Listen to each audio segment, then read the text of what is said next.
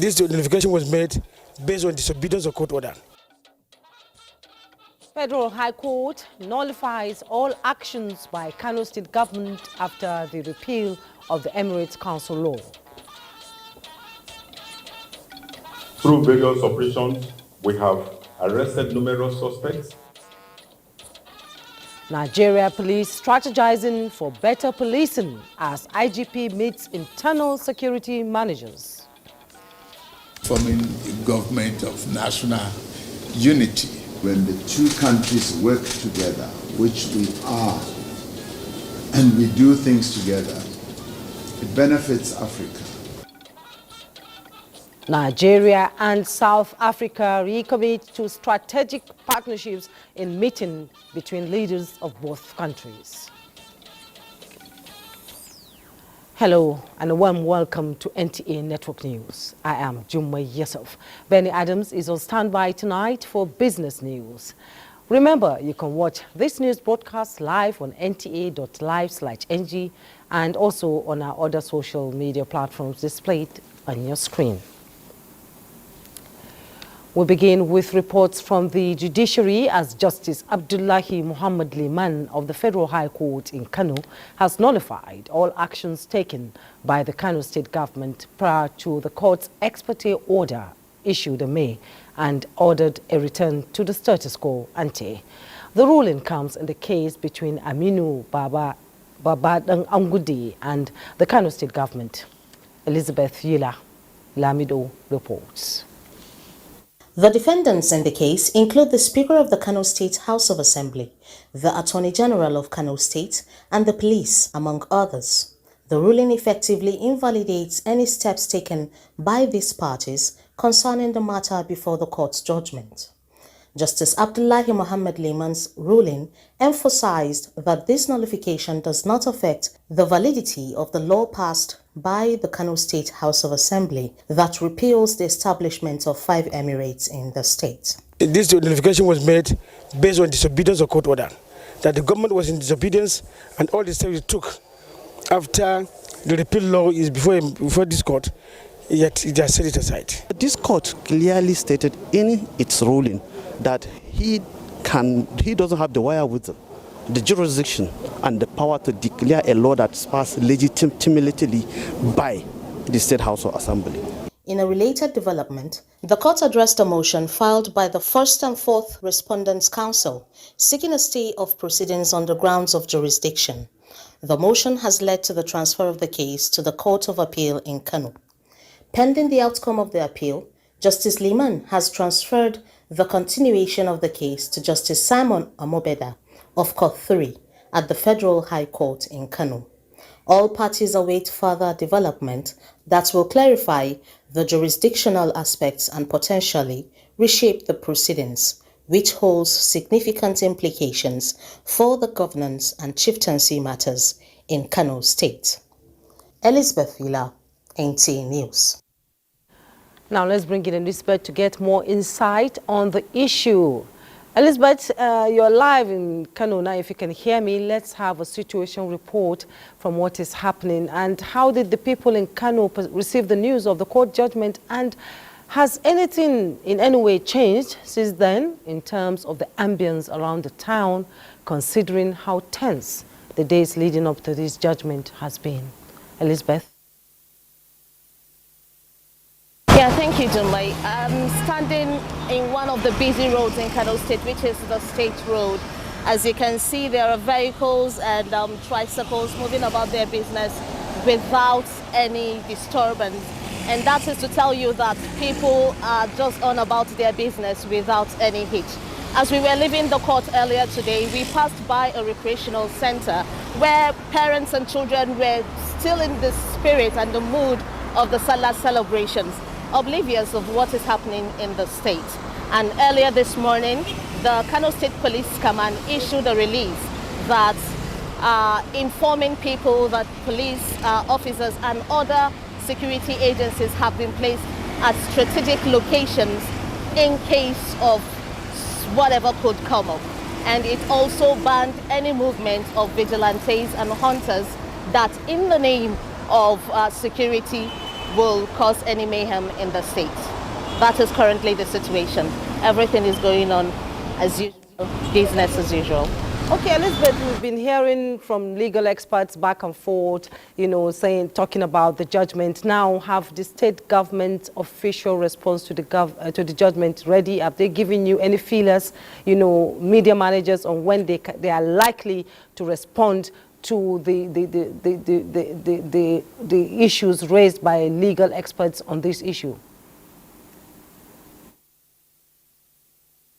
The ruling was made earlier, around some minutes to 4 this afternoon, and that is giving them like 4 to 5 hours to get their house in order and respond. And any moment from now, we were meant to understand that the Attorney General of Kano State is going to brief the press on the action that is to be taken concerning the ruling by the Federal High Court today. That is Justice Haruna Dederi. He's the one that is going to brief the press later this evening. Okay, Elizabeth, thank you. I'm sure we'll be coming back to you in the course of other bulletins to find out what the situation is in Kano. Thank you so much for coming on Network News. And in the meantime, the Court of Appeal, Abuja Division, has reserved judgment in the appeal filed by a former Speaker of the Rivers State House of Assembly, Martin Amekhule, and 24 others against the Speaker, Victor Okojimbo, and 5 others. The appellate court reserved verdict in the matter after parties adopted all their briefs in the matter. At the proceeding that was conducted virtually earlier today, Amekhule and others are asking the court to stay execution of a high court verdict which saw them out of office and further proceedings in the suit, and that whatever decisions Jumbo has taken while in office should be set aside. They are also asking for an accelerated hearing in the matter, while contending that the order made by the trial court was without jurisdiction. In their response, Victor Okojimbo and others prayed the court to dismiss the appeal for lacking in merit because the courts of appeal transmitted were incompetent after the submission of the counsel in the appeal. The 3-man panel led by Justice Jimmy Olukayode Bada reserved judgment to a later date. The appellate court had, in a ruling on June 14th, ordered that all parties in the suit maintain status quo and cease every form of hostilities until the matter is heard and decided. Now let's get a sense of how the garden city of Port Harcourt is tonight, with all that has been going on there in the last couple of days, and of course across different parts of Rivers State as well. Robinson Day joins us live from Port Harcourt. Robinson, it's good to see you. Thanks for joining us.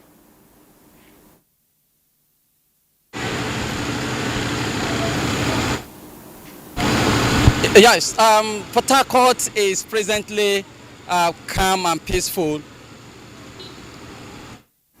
Go ahead. What is the security report from Port Harcourt this evening? And how confident do you think residents there in the capital city are to waking up to a calm and peaceful Friday morning, considering how tense the atmosphere has been over there? As you can see that even at this time of the night, people are walking around to tell you that the state capital and other places are peaceful. People have been going about their normal businesses without any fear.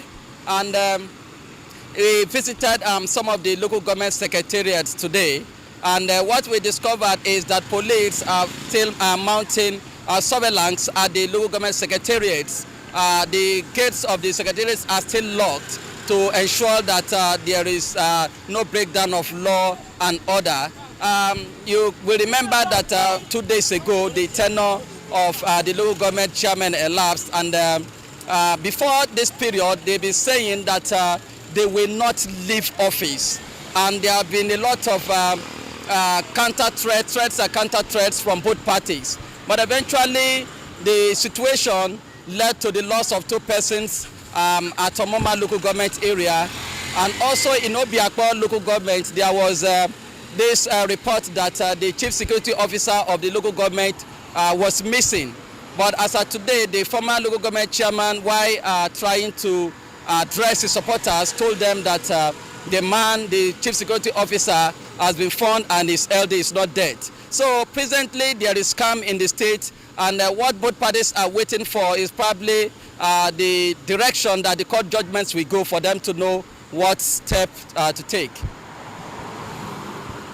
You are in Port Harcourt, and what other feelers are coming in from the local government areas? You know, the governor has gone ahead to appoint caretaker committee chairman, and 2 of the old members were returned. These were the ones that have been supporting him. But up till now, they cannot resume duty because of the fact that the police are still, mounting surveillance at the secretariat. And there is this fear that if they are eventually allowed to resume office, the former chairman supporters will also come, and there will be crisis. What Rivers people are actually talking about is for these 2 factions to sit together or possibly address this issue, because whether we like it or not, it has a way of affecting economic activities in the state. But basically, the situation in Rivers State is not as bad as the way it has been painted outside the state, or the way some people are trying to exaggerate. Just as at yesterday, the caretaker chairman of the APC in the state appealed to the federal government to declare state of emergency in the state. And people were asking, what is warranting that? So basically, there is peace in the state. Robinson Dara today, thank you so much for your input into the issue. We'll be coming to you in subsequent bulletins to get updates. Thank you. Now to other news. Nigeria and South Africa have agreed to strengthen ties and engender better economic and bilateral relations between the 2 African giants. This was during a meeting between President Bola Tinubu and his South African counterpart, Cyril Ramaphosa, in Johannesburg. State House correspondent Musbau Wahab reports that the host president met with President Tinubu to personally appreciate his presence at the inauguration of the country's 7th administration. Let's join Musbau for more.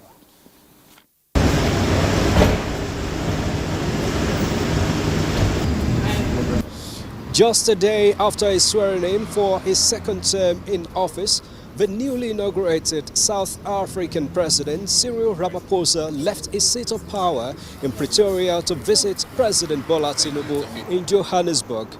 This was an ironic situation of the host president visiting his guest in his own country, and that underscores how important the visit of President Bola Tinubu is to the host president attending his inauguration for a 2nd term in office. Now, after the exchange of pleasantries between the 2 leaders of the 2 giant African countries, they went into a closed door for close to an hour to talk on new areas of relations between the 2 countries. Their discussions focused on economic, bilateral and democratic collaborations between the 2 African giants, and of course how to provide the necessary leadership for the rest of the continent. Let's take a listen to the 2 leaders. Forming a government of national unity to stabilize the polity, and that is coming at a very challenging time for the rest of us in Africa to really come up with collaborative economics that will help our downtrodden and vulnerable people. But for me, what matters most is to be able to have very good economic links with Nigeria. The 2 countries, South Africa and Nigeria, are very important in our continent.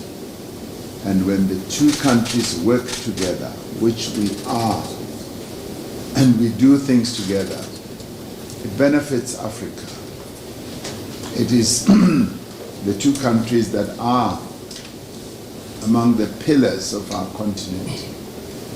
And I'm particularly pleased that we support each other internationally. Nigeria and South Africa are essentially joined at the hip And we want to engender good economic and trade relations between our two countries to address the challenges that our two countries face. Thank you. Now, going forward, it is expected that the two countries will work out the new areas of collaboration between the two countries and how to provide leadership for the rest of the continent. From Johannesburg, Musbal Nanwahab, NTA News. There will be more reports when we return after this break. Meanwhile, the National Association of Nigerian Students, NANS, has lauded President Bola Tinubu's effort to reconstitute the Governing Council of Tertiary Institutions in the country. The association, in a statement, described the development as a clear demonstration of President Tinubu's administration to reinvigorate the glory of Nigerian education. It also says the move would help in addressing a myriad of problems bedeviling the academic institutions, as well as improve the well-being of the academic system in Nigeria. While congratulating the new reconstituted Governing Council, the association urged them to run an open-door policy and engage students' organizations to fast-track successful implementation of programs that will facilitate sustainable development in the sector. More than 500 new members of the Nigerian Institute of Public Relations from the media industry have been inducted into the professional body. Minister of Information and National Orientation, Mohammed Idris, who was represented at the ceremony, enjoined the inductees to abide by the ethics of the profession as catalyst for positive change and development. Elizabeth Omori reports. Hold each code of ethics. A declaration of their commitment to shaping a healthy, transparent, and transformed society. I look forward to putting in my maximum ability towards the profession. We've been taught how to manage crisis. The Minister of Information and National Orientation, in his message to the inductees, urged them to bring back trust to public institutions. You have a dual role of not just representing your organizations, but also going forcefully to speak positively, write forcefully about your own country. The essence of enforcement and compliance is not for prosecution, neither is it for persecution. It is to do things well. As you join the profession, you would acquit yourselves honorably, in line with the ethics of the profession. Muhammad Kudu Abubakar, in his paper on ethics, noted that enforcing the NIPR Act is sacrosanct. Encourage the free circulation of public information and preserve the integrity of channels of communication. We will expect inductees to be alert, to be part of our enforcement drive. The second phase of the special Diamond Anniversary induction will hold on the 11th of July 2024. Elizabeth Omori, NTA News. Nigeria has declared war on any obstacle hindering crude oil production, even as President Bola Tinubu's executive order in the oil and gas sector continues to yield results. Industry players at the signing of the final investment decision by Total Energies and NNPC Limited joint venture for Ubeta field development in Abuja are applauding the president for investor-friendly policies. Lydia Sampson reports. This is a major step towards boosting Nigeria's oil and gas production as NNPC Total Energies joint venture officially announced a $550 million final investment decision on the Ubeta field development project. Key players say this milestone is in line with President Bola Ahmed Tinubu's presidential executive order on oil and gas reforms, aimed at largely improving the investment climate and positioning Nigeria as the preferred investment destination for oil and gas in Africa. We'll also create a number of jobs as well for Nigerians. And again, we see gas very much as a transition fuel, and this is part of the energy transition process. Our strategy as a company is, more energy, less emissions, ever more sustainable, and I think Ubeta fits exactly into that category. And I think we have now seen those actions of Mr. President at work, and it's been realized, and this perhaps is the first step that we have taken around getting project sanctions in the country. They are optimistic that Nigeria can harness over 300 standard cubic feet of gas from oil mining lease 58 of the Ubeta Field Development Project. 76% of Nigeria's gas reserves remains undeveloped, of which non-associated gas, which we call NAG, is 50%. We recognized the urgency of closing the gap between our enormous potential as a gas giant. Nigeria will soon witness, inflow of investment, beginning with this one. So today, I want to use the opportunity to assure Nigerians that a lot more investments are coming. This development will significantly contribute to the stability and growth of our gas industry, a sector that is pivotal for the economic diversification and sustainable development of our nation, Nigeria.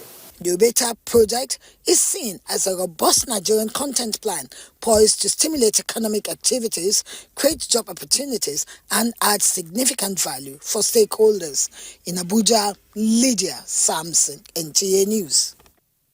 On security matters, we hear the Nigerian Army has taken delivery of 2 helicopters as part of efforts to expand its aviation capabilities. The Bell helicopters are the first set of aircraft that the Army is receiving 40 years after establishing its aviation wing.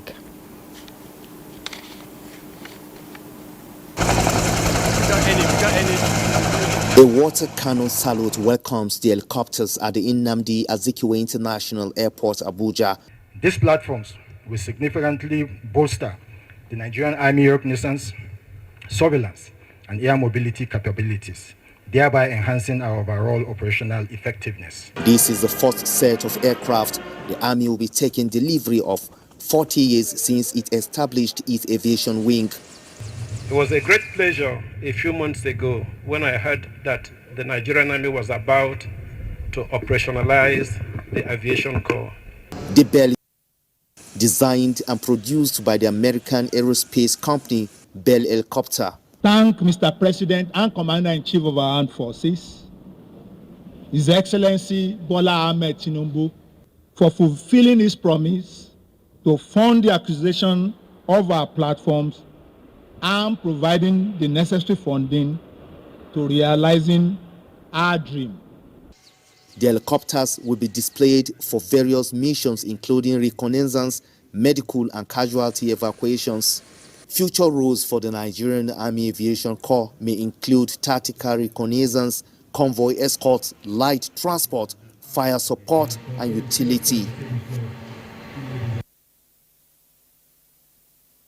Inspector General of Police Kayode Egbetekun is also meeting with police commissioners who are strategic managers of the force to marshal out security plans for the upcoming governorship elections in Edo and Ondo states, as well as general security in the country. Francis Form reports that the conference coincided with the force's current leadership's 1 year in office. It is the 5th Strategic Managers Conference of the Force for 2024, with the purpose of evaluating internal security operations and activities in the period under review, highlighting significant achievements and addressing major challenges faced. Through various operations, we have arrested numerous suspects, recovered weapons including GPMGs, seized large quantities of ammunition of various calibers, confiscated radio frequency jamming equipment and anti-drone devices being used by bandits, rescued many kidnapped victims, foiled several bank robbery attempts. The Nigerian Police Force National Cybercrime Center has also made strides. As part of our efforts to combat cybercrime, we have developed capabilities to secure our national cyberspace. Our cybercrime unit has successfully conducted operations, including joint efforts with international partners. With barely 4 months to the governorship election in Edo and Ondo states, The conference is strategizing on security for the achievement of hitch-free elections in the states. On the security situation in Rivers State and the police selling the local government secretariat, IGP Egbetokun assures that once the court makes pronouncement, police operatives securing the vicinity will vacate the complex. Francis from NTA News. In commemoration of the International Refugees Day and recognizing the plight of refugees who are forced to flee their home countries, the National Commission for Refugees and Internally Displaced Persons, in collaboration with United Nations High Commission for Refugees, United Nations Democracy Fund and other implementing partners, are drumming up support for refugees in Nigeria with a solidarity work across major streets in Calabar. Paul Abel reports. The Federal Commissioner, National Commission for Refugees, Migrants and IDPs, Tijani Aliyu Ahmed, represented by Deputy Director Refugees Affairs, says the solidarity work is to raise awareness and support for refugees and IDPs. A roadwork as sensitization announcement to the community, to the government and everyone in the state to know about our program. Other stakeholders who took turns to laud the efforts of the Nigerian government and that of Cross River State in accommodating refugees highlight the success and challenges faced by the people. Nigeria is a very hospitable country where we share the same school, the same hospital. To see the number of people that have come to join today to celebrate and to commemorate together with refugees. The community for being so vibrant, for being so active. I would also like to recognize the government of Cross River for giving equal opportunities to refugees. This is really, really important. International Refugees Day is an annual day designated by the United Nations to drive support globally and celebrate the strength and courage of people who have been forced out of their home countries as well as rebuilding their lives. In Calabar, Paul Abel, NTA News. We'll take a break, more when we return. And now to news on agriculture. The Gombe state government has granted 50% subsidy of fertilizer to farmers in the state. Emmanuel Akila reports that Governor Muhammad Inuwa Yahya, who announced this during this year's fertilizer sales, warned against diversion of the commodity. While flagging of the sales of the fertilizer, Governor Muhammad Inuwa Yahya told the farmers that the 4,000 metric tons of fertilizer is made about 2,000 from the federal government and 2,000 from the state government, which will be sold to farmers at the rate of 22,000 naira per bag. Agriculture is the backbone of both developed and developed economies worldwide. Despite the financial challenges we face, our government remains steadfast in its commitment to investing massively in this sector. Farming communities dominate the rural economy in Gombe State. I want to use this medium to enjoin our teeming youths to embrace agriculture, both dry and wet season farming. We at the Federal Ministry of Agriculture also have attested to the Executive Governor's effort in resolving herders-farmers conflict. The farmers say they are encouraged and will use the fertilizer judiciously. It's timely because it's now the season has begun. According to the governor's instructions, half of the fertilizer will be sold directly to farmers, while the remaining half through farmers' cooperative societies. In Gombe, Emmanuel Akila, NTA News.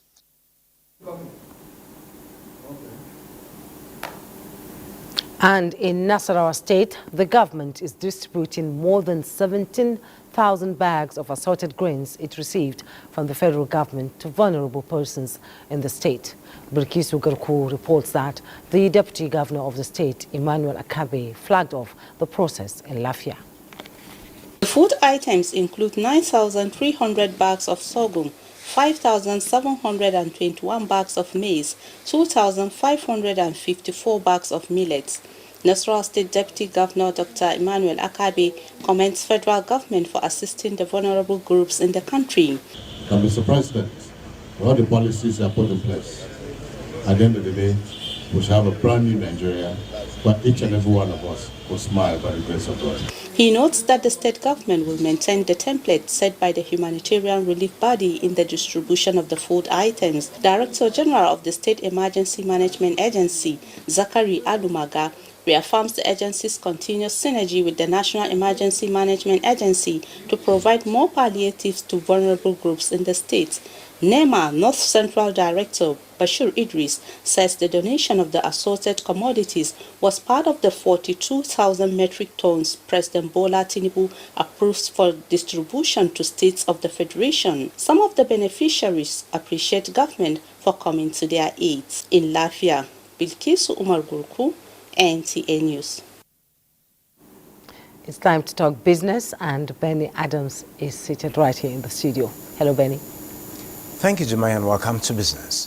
From South Korea to the United Kingdom, the federal government is consolidating on strengthening bilateral trade relations with the view to attracting and retaining investment for the country's sustainable development. Minister of Industry, Trade and Investment, Dr. Doris Anite, is leading Nigerian delegation in the quest towards increasing the current trade volume between Nigeria and South Korea, in addition to the United Kingdom. Issues on the table evolved around creating robust financing schemes and trade insurance programs to facilitate a Korean company's entry into Nigeria, of which the minister secured commitments for developmental support, including infrastructure projects, vocational training centers, and technology advancements in Nigeria. While in the UK, the minister met with Liz Lloyd, the Chief Investment Officer of British International Investment, who expressed keen interest in opportunities within the agri-value chain, infrastructure, renewable energy, and manufacturing, and reaffirmed their dedication to investing and expanding their presence in Nigeria. Doris Anite committed to continuous support and protection of their investments in Nigeria.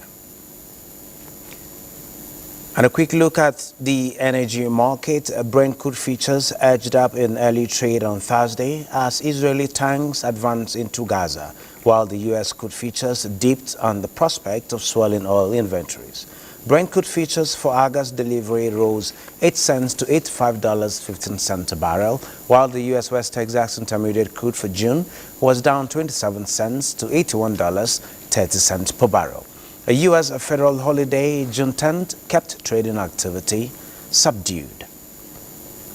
And taking a look at the stocks back in Nigeria, investors gained 52.63 billion naira as the all share index advanced marginally by 0.002% to close at 99,842.95 basis points. A total of 1.299 billion shares in 8,364 deals corresponding to a market value of 25.326 billion were traded. Compared with the previous trading day, today's data shows 6% decline in volume, 54% improvement in turnover, but 16% decline in deals. The current market capitalization is 56.6 trillion naira. On the aggregate, 127 listed equities participated in trading, ending with 35 gainers and 17 losers. FBN Holdings recorded the highest volume of traded shares, followed by Fidelity Bank and Transcorp Nigeria. That is business news. Jumai is over to you for the continuation of the news. Thank you, Benny. The Nigerian Army is soliciting the support and cooperation of the media to deliver its mandate of improving security and ensure protection of the territorial integrity of the country to achieve a peaceful and prosperous Nigeria. This was the plea of the Chief of Army Staff, Lieutenant General Taurid Lagbaja, during the second quarter 2024 Nigerian Army Civil Military Cooperation Media Chat held in Kano. Habibu Useni reports. The media chat with the theme Synergizing Civil Military Cooperation for National Security, focusing on Nigeria Army and media relations, is part of a series of activities designed to support Nigerian Army and sister security agencies to deliver their mandate of protecting lives and property of the citizenry. The Chief of Army Staff and other stakeholders from the media all agreed that media is key to achieving peaceful and secured society, hence the need for harmonious relationship between the military and the media for healthy civil-military cooperation. Together, let us stand united behind our troops, supporting their efforts to safeguard our nation and foster a peaceful as well as prosperous Nigeria for all. The Nigerian Army and the media can elicit public backing for tackling security hurdles and upholding our national values and posterity. Therefore, it is imperative to seize this moment to enhance our collaboration and reassert our dedication to safeguarding our collective values. Both the media and the army need each other, particularly the NTA. That is also an agency of government that has the mandate of promoting unity and national integration.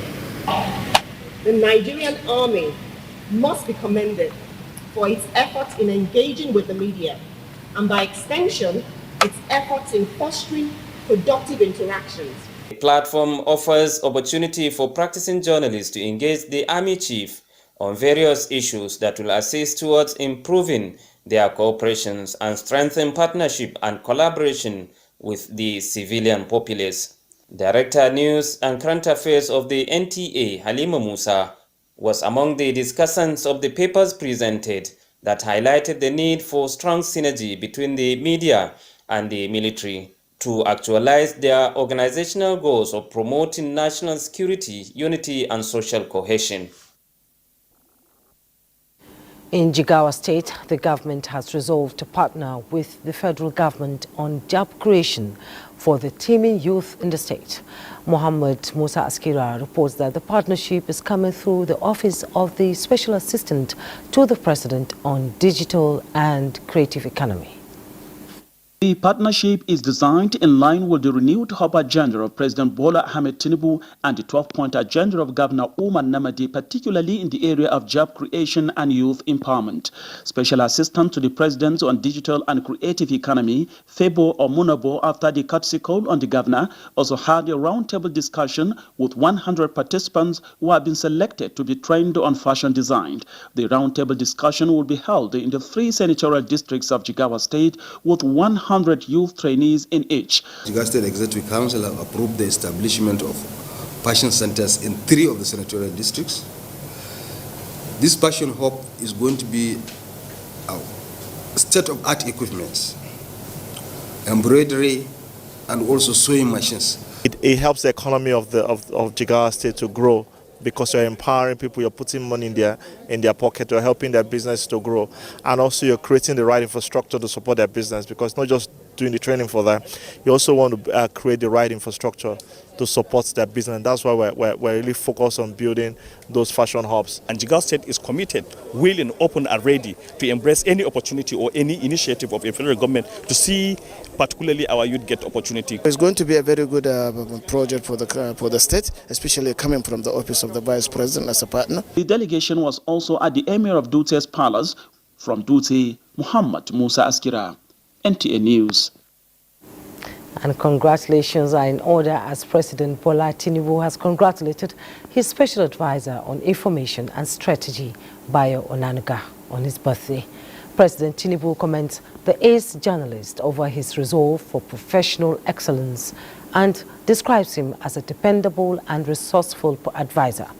The president wishes Onanuga many more years in good health as well as renewed strength in his service to the nation. We're going to break now. We'll be right back. You're watching NTA Network News. The federal government is taking bold steps to check delays in the execution of road projects, cut costs while keeping active inherited projects and pursuing new ones. Minister of Works Dave Umahi disclosed these at a meeting with contractors in Abuja. Abdullahi Muhammad reports that the minister also used the opportunity to roll out the successes recorded in the last 1 year of the Renewed Hope agenda. About 2,600 road projects with execution value hovering above 30 trillion naira was what the Renewed Hope movement inherited. Making road transport easier, President Bola Tinubu gave the Minister of Works a marching order to quickly carry out emergency rehabilitation of about 330 highways, roads and bridges, which is 80% completed so far. But some ugly trends. The people of Lokoja to Benin, they are suffering. And same with so many other locations. Trucks are falling down and the contractors are playing in okay. These led to this meeting. A clear change of policy hits the table. Non-performing contracts are to be terminated. And from now on, all contracts are to be priced according to the realities of the economy without preferential treatment to any contractor. It's a time to wear a different kind of cap and help this country. Before the goodbyes, good news of the progress made in the execution of the Lagos-Calabar Coastal Highway. The work is going and it's moving smoothly. We've paid a total compensation of close to 10 billion. We are not owing. And the steps out the minister takes, promising to call again when it's time for Mr. President to commence the inauguration of series of gigantic projects in the coming months. In Abuja, Abdullahi Mohammed, NTA News. Russia and Vietnam have pledged to deepen ties as President Vladimir Putin made a state visit aimed at bolstering his alliances. In other news, Kenyan police fired tear gas as hundreds of protesters took to the streets in Nairobi on Thursday, vowing nationwide demonstrations against tax hikes. Details of these and other stories making the rounds on the globe with Justin Bemunyi. Russia and Vietnam have pledged to deepen ties as President Vladimir Putin made a state visit aimed at bolstering his alliances to counter Moscow's growing isolation over the war in Ukraine. President Putin traveled to Vietnam, a close ally of Moscow since the days of the Cold War, from a summit with North Korea's Kim Jong-un, where he won a pledge of full support on Ukraine and signed a mutual defense pact. Elsewhere, Kenyan police fired tear gas as hundreds of protesters took to the streets in Nairobi on Thursday, vowing nationwide demonstrations against tax hikes that many fear will worsen a cost of living crisis. The cash-strapped government of President William Ruto agreed to make concessions on Tuesday after hundreds of mostly young protesters clashed with the police in the capital. But the government will still go ahead with some tax increases and has defended the proposed hikes as necessary for filling its coffers and cutting reliance on external borrowing. In other news, French President Emmanuel Macron is joining several African leaders to kick off a planned $1 billion project to accelerate the rollout of vaccines in Africa after the coronavirus pandemic exposed gaping inequalities in access to them. The launch of the African Vaccine Manufacturing Accelerator will provide financial incentives to vaccine manufacturers. Justin Bemunyi, NTA News. Sport update is next.